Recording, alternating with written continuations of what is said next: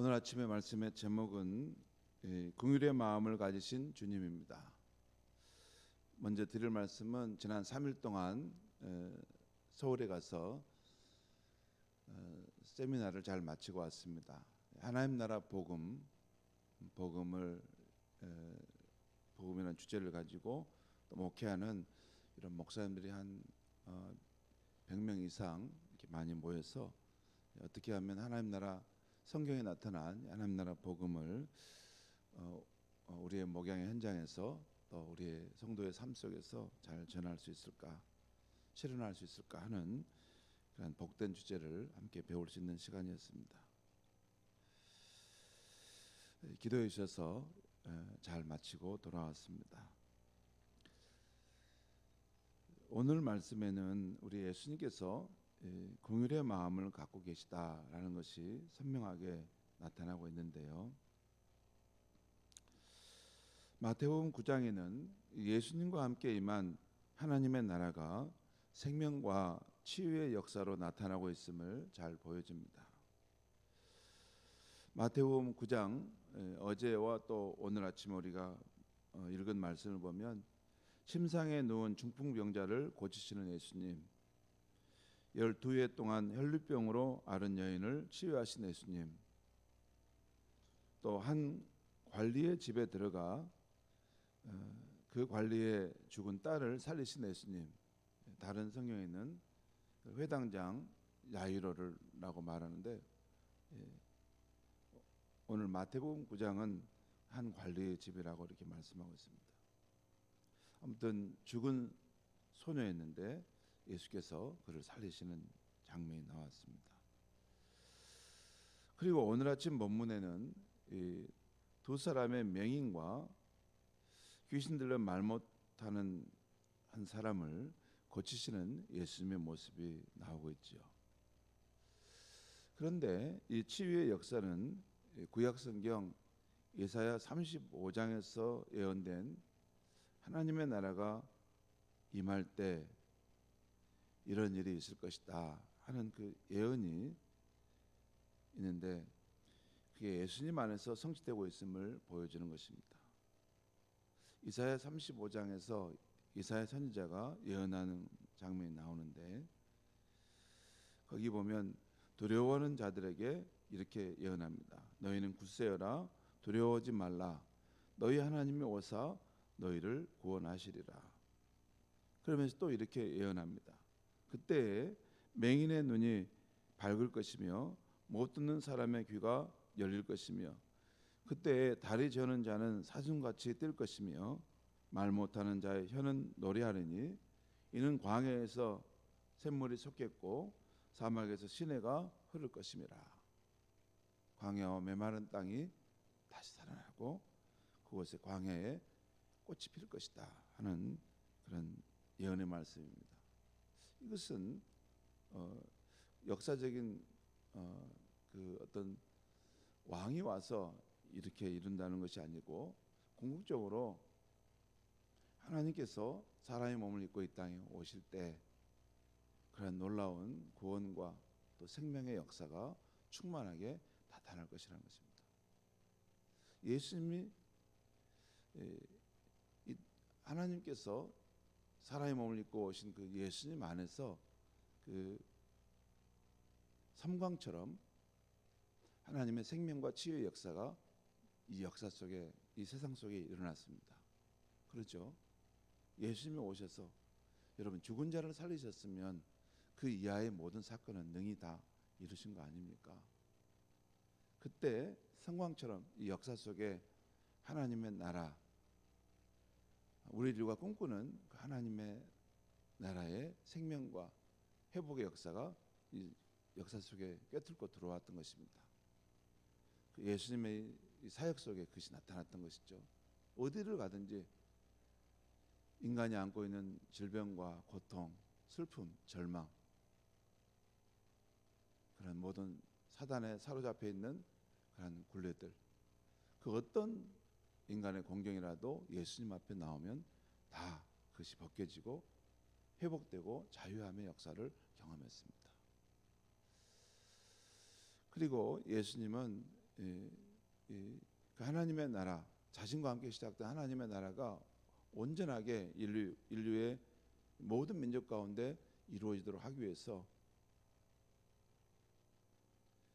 인류의 죄를 담당하여 십자가의 대속의 죽음을 죽으시고 다시 부활하셨습니다. 그리고 또 누구든지 예수님의 복음을 받아들이는 자들에게 주의 성령을 부으셔서 새 일을 행하시는 하나님의 이 나라가 이 땅 가운데 지금 계속 이루어져 가고 있다는 것을 일깨워 주셨고, 예수님과 함께 시작된 하나님 나라가 궁극적으로 역사의 종말에 다시 예수님이 나타나심으로 완전하게 꽃피고 열매 맺을 것이라는 것을 계속해서 그의 사도들을 통해서 우리에게 말씀해 주셨습니다. 우리는 그 역사의 종말의 때, 또 우리 인생의 종말의 때 궁극적으로 이루어질 그 하나님의 생명과 이 치유와 회복의 이런 역사, 온전하게 일어날 그 날을 우리는 소망하며 살고 있는 것이죠. 우리가 예수를 믿고 이 땅에 사는 동안 아무리 우리가 잘 돼도 우리 예수님께서 다시 재림하시면서 이루실 그때의 생명과 회복의 역사의 풍성함에 비하면 아마 많이 부족하죠. 1만 분의 1도 안 될 것입니다. 이 땅에서 아무리 잘 살아도 하나님의 은혜를 많이 받아도 한계가 있을 것입니다. 그때 10,000배 이상의 그 새하늘과 새 땅에서의 그 회복의 생명의 충만함의 역사가 일어날 것인데, 우리는 그 날을 사모하면서 지금도 이 세상 여정의 길을 걸어가고 있는 것이죠. 아무튼 예수님께서 2000년 전에 유다 땅에 오셔서 사람들 속에 거니셨는데, 그때 성광처럼 천상에 있는 하나님의 나라 그 권능과 생명의 역사가 인간의 삶 속에 꿰뚫고 들어온 것입니다. 그 광의를 제자들은 봤던 것이에요. 예수님과 함께 임한 하나님의 나라의 영광이 저렇게 놀라운 것이구나.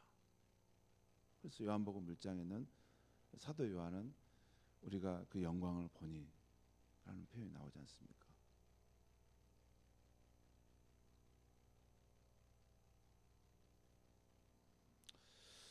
오늘 말씀에 이 두 치유의 사건이 나오죠. 하나는 두 사람의 맹인이 예수를 따라오면서 주여 우리를 불쌍히 여기소서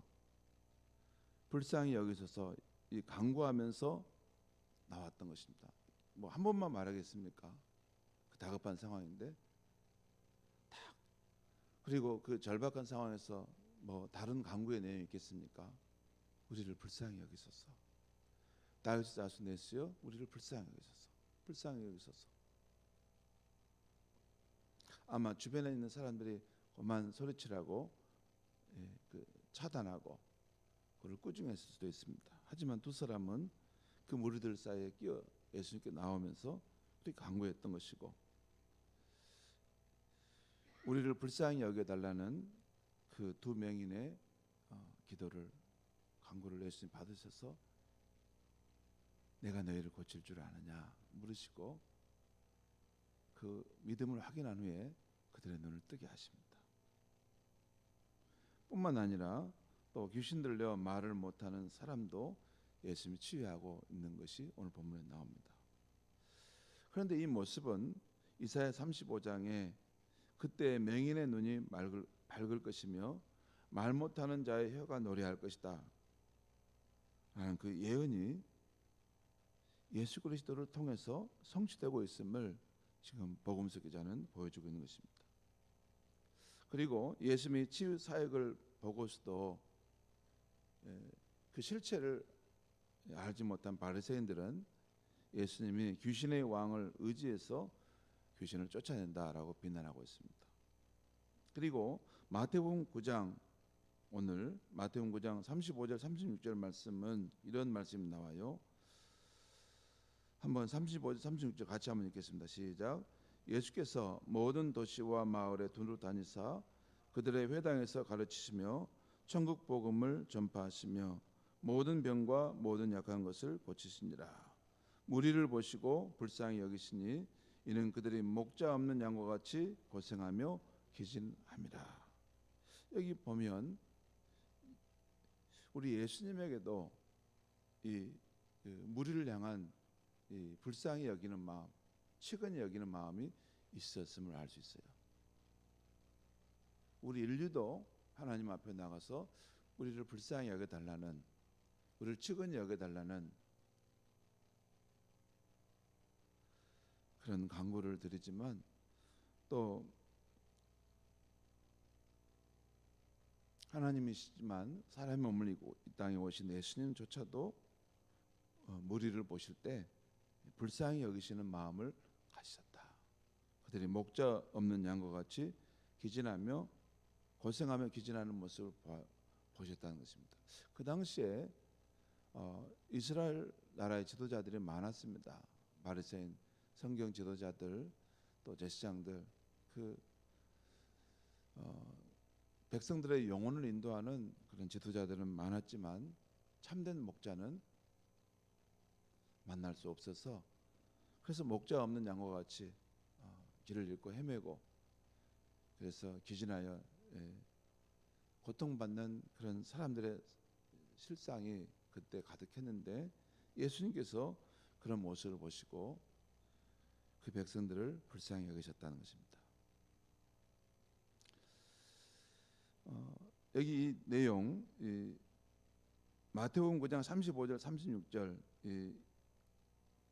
이 내용은 마태복음의 저자 마태가 예수님이 유대 땅에 오셔서 행하신 하나님 나라 사역의 내용, 하나님 나라 사역의 내용이 무엇이었느냐 하는 것과 이 하나님 나라 사역의 동기, 왜 예수님은 하나님 나라를 이 땅에 이루시고자 했는가, 그 동기를 설명해 주고 있어요.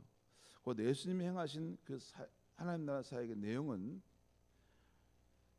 하나님 나라의 복음을 가르치시고 또 그 복음을 전파하시고 또 사단에게 눌려 약하고 병든 사람을 치유하시는 것이었습니다. 그러니까 티칭, 가르치시고 전파하시고 또한 힐링, 치유하시는 그 일을 예수님이 하셨죠. 그리고 예수님의 사역의 동기는 불쌍히 여기시는 마음이었습니다. 목자 없이 고생하며 힘이 빠져 사는 사람들을 불쌍히 여기시는 마음이었습니다. 여기 예수님께서 이 불쌍히 여기시니라는 여기다, 불쌍히 여기다는 동사는 헬라어 언어로 보면 스플랑크 리조마이라는 헬라어 언어가 있습니다. 스플랑크 리조마이, 이 원 동사에서 이렇게 파생돼서 이렇게 현재 시제, 미래 시제도 나가는데 스플랑크 리조마이. 근데 이 말은 아주 감정이 깊고 애틋한 것과 같은 측은한 마음을 말합니다. 이게 마치 그 어머니가 그 연약한 자식을 볼 때, 스스로의 힘으로 살아가지 못하는 그 약한 자녀를 볼 때 그 어머니가 갖는 그 애틋한 마음, 그 자식을 사랑하는 마음, 그 마음과 같아요.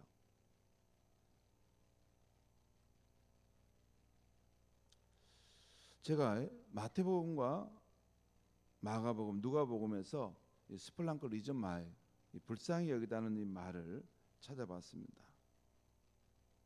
그런데 하나님의 기적의 역사가 일어난 자리에는 이 불쌍히 여겨달라는 이 사람의 간절한 간구와 또 불쌍히 여기시는 예수님의 이 마음과 그 손길이 나타나고 있음을 알 수 있어요.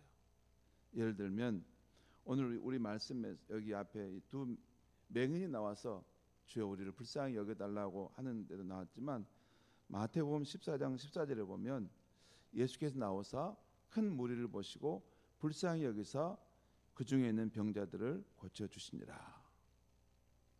또 마태복음 15장 22절에 보면 가난한 여인 한 여인이 예수님께 나와서 자기 딸이 흉악하게 귀신 들렸는데 고쳐달라고 하는데, 그때도 주 다윗의 자손이여 나를 불쌍히 여기소서. 내 딸이 흉악한 귀신이 들렸나이다 라고 간구합니다.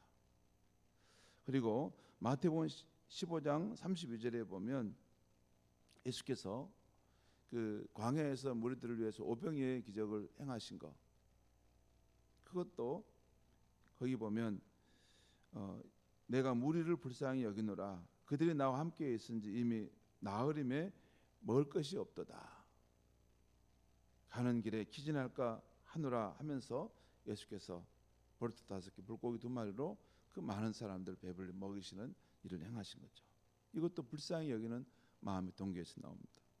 그다음에 마태복음 17장 15절에 보면 변화산상에서 내려오셨을 때 그 흉악한 귀신 들린 한 아들을 제자들에게 데려왔지만 제자들이 어떻게 하지 못했던 그 상황이 있었습니다. 그때 그 아버지가 변화산상에 내려오신 예수님을 보고 주여 내 아들을 불쌍히 여기소서 저가 간질로 고생합니다.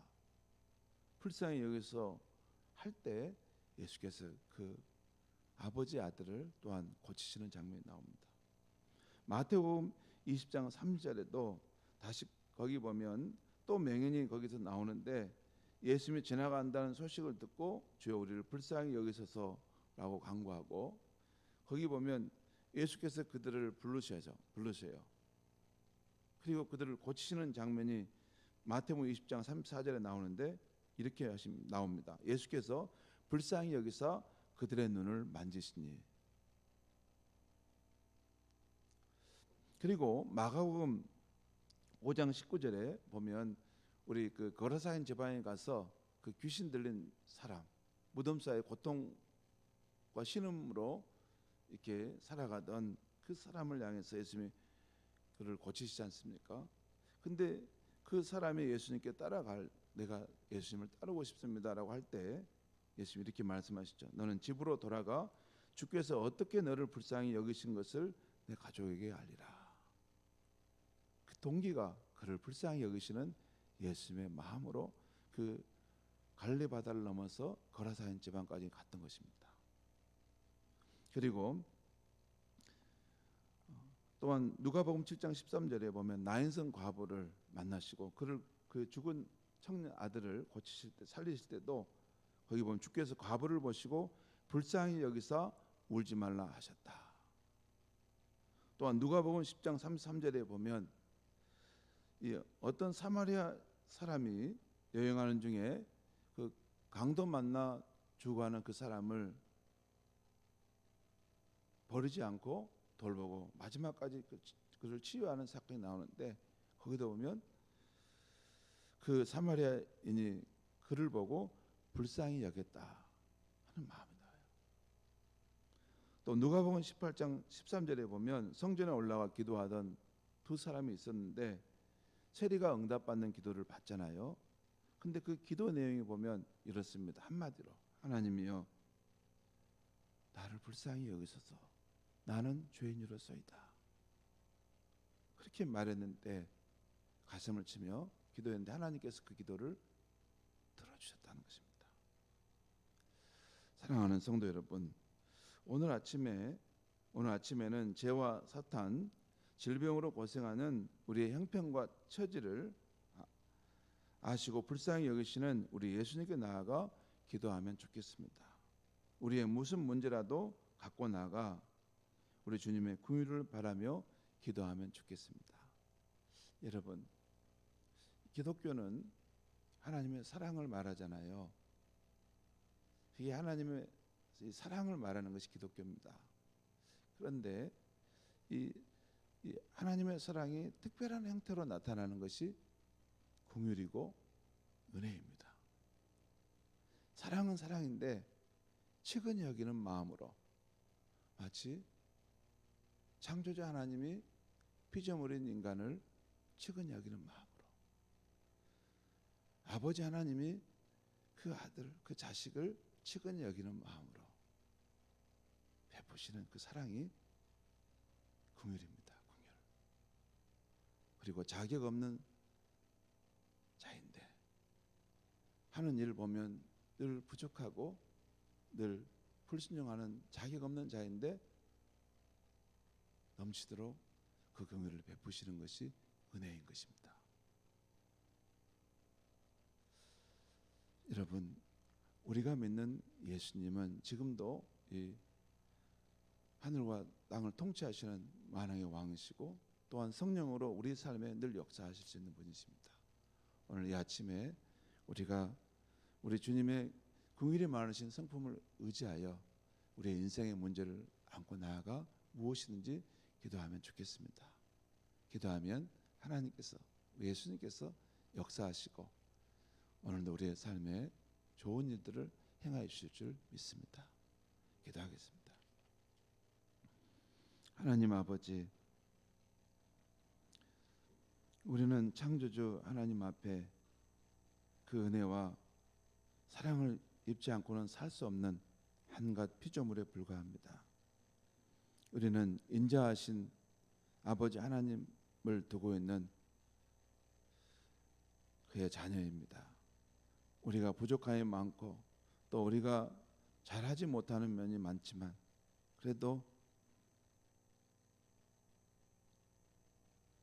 하나님은 우리를 사랑하시는 아버지이시고 또 예수님은 우리를 긍휼히 여기시는 진정한 주가 되십니다. 오늘 이 아침에도 우리의 인생의 문제, 이 광야의 전길을 가면서 우리가 안고 있는 육체의 질병, 연약함, 또 가정의 문제, 자녀의 문제, 직장의 문제, 우리 스스로의 힘으로 어찌하지 못하고 애타하는 그 문제를 주님 앞에 내놓고 기도할 때 우리 주님께서 우리를 긍휼히 여기시고 측은히 여기시는 마음으로 우리의 손을 붙들어 주시고 우리의 간구하는 기도에 응답하시는 그러한 귀한 아침이 되도록 역사하여 주시옵소서.